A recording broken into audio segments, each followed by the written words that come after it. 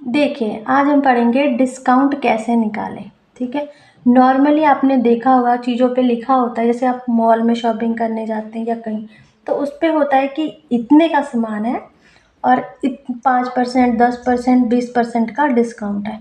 तो आज हम वही देखेंगे कि कैसे निकालते हैं। ठीक है, और इसके लिए मैं आपको एक सिंपल ट्रिक भी बताऊंगी।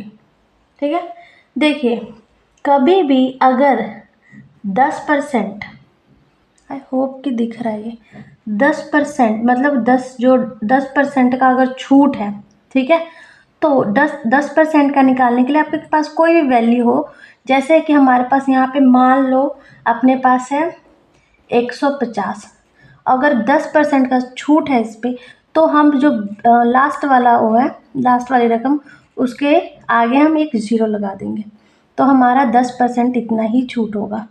ठीक है, चाहे कोई भी वैल्यू है, 10% छूट के लिए हमें यही यूज़ करना है। ठीक है, अब इससे रिलेटेड एक हम सम देखते हैं। जैसे मान लो हमारे पास कोई चीज़ है जो 750 रुपये की है, कोई भी चीज़, ठीक है, और उस पर हमें जो छूट है वो है 10% का। ठीक है, तो इसे हम सॉल्व कैसे करते हैं इस सम को, वो हम देखेंगे। तो देखो, अभी जो 750 है हमें ऐसे लिखना है, जो मैंने ये ट्रिक बताया था वो ही करना है। अब देखो, इसमें हमने क्या किया था, जीरो के आगे एक दशमलव लगा दिया था। ठीक है, तो 750 की अगर कोई चीज़ है तो उस पर अगर हमें 10% का छूट मिलता है, तो वो उसमें हम पहले तो निकालेंगे 10%। ठीक है, हमारे पास 10% इतना आया, पर ये नहीं है कि हमें सामान 75 रुपये का मिलेगा, नहीं, हमारे पास 10% की छूट है, जिसमें हम 750 में से 75 माइनस करेंगे, तो हमारे पास क्या आ जाएगा, माइनस करना होगा इसको। ठीक है, हमारा एक्चुअल रकम है जितने की वस्तु है वो 750, और 10% निकालने के बाद अपने पास 75 आया, तो इसके साथ हमने माइनस कर देना है। ठीक है, तो ये हमने कैरी ले लिया, तो 5, ये बच गया 14, 14 में से 7 गया तो 7 ही बचेगा, और ये बन जाएगा 6।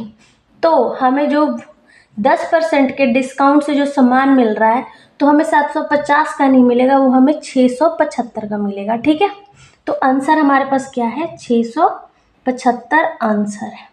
ठीक है, और आपके लिए एक सम है जो आप करके बताओगे। ठीक है, कमेंट में इसका आंसर दोगे, ये आपके लिए सम है। ठीक है, और अगर 10% का तो हम ऐसे करेंगे बहुत इजी वे में। ठीक है, मान लो अगर हमारे पास 20% पूछ लिया, मान लो यहाँ पे 1800 रुपये की कोई वस्तु है, ठीक है, उस पर हमें 20% की छूट मिली है।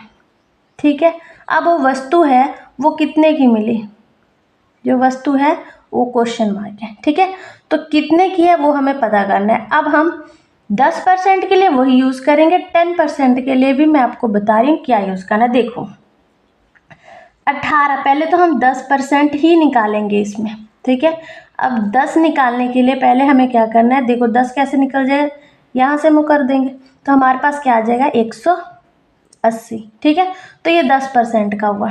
ठीक है, अगर हमें 20% निकालना है, तो हमें सिंपल इसके साथ मल्टीप्लाई करते हैं 2, और सिर्फ ये 2 के लिए नहीं, अगर 3 है तो 3 को कर दो, 4 है तो 4 को कर दो, मल्टीप्लाई 5 है तो 5 को। ठीक है, तो वैसे करना है। अब हमें यहाँ पे मल्टीप्लाई करना है, तो 0 का 0, 16, 1, और इसके साथ जो 2 और ये 3, 360 हो गया। पर हमारा सामान 360 का नहीं है, 360 को हमें इसमें माइनस करना है, मतलब कि 1800, 360, और देखो 0 है 0, 4, ये बन गया 7, 7 में से 3 गया तो बच गया 4, और ये 1, आंसर क्या है अपने पास, 1440। ठीक है, और एक नेक्स्ट मैं आपको ये भी बता देती हूँ, 10, 20 ये तो मैंने बता दिया, 30, 40 ऐसे।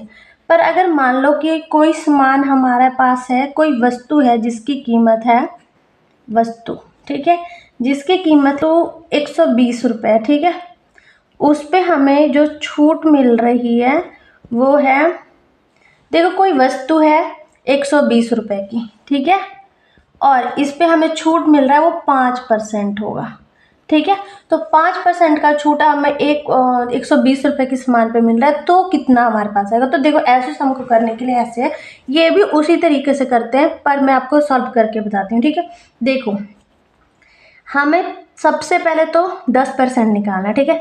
तो अगर हम 120 में से 10% निकालें तो हमारे पास क्या बचेगा, 12 रुपये, ठीक है। और 12 तो अपने पास हो गया 10% का, है ना। तो 10%, अब 10 का आधा कितना होता है, 5, है ना। तो 12 का आधा क्या होगा, 6, है ना। 12 का आधा 6। तो अब इस 6 को हमें इसमें 120 में माइनस करना है, तो कितना आ गया, ये कैरी लेगा तो ये होगा 4, 1 और 1, आंसर क्या होगा 114, ठीक है। आपके लिए ये क्वेश्चन है, ये आपने बताना है मुझे, इसका आंसर आपने कमेंट करना है, ठीक है। सो अभी के लिए फ़िलहाल इतना ही।